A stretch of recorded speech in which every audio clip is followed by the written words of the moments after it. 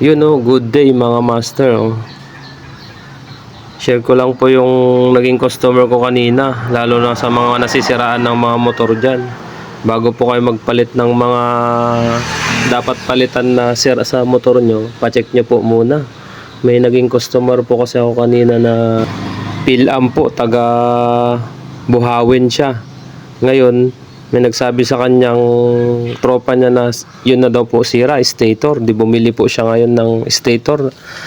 Halagang 850. Sayang din po yun kung tutuusin. Yung chinek ko po yung motor niya, ang sira lang, wiring at saka CDI po ang sira. Kaya ugaliin po natin magpa-check bago po tayo bumili ng item sa mga motor natin. Kunting idea lang po yun para hindi po kayo mapagastusan. Malaking bagay na rin po yung 850. Yun lang po ang aking masishare sa araw na to mga idol. Like and follow and share na lang. Salamat po sa mga manonood. God bless you po all.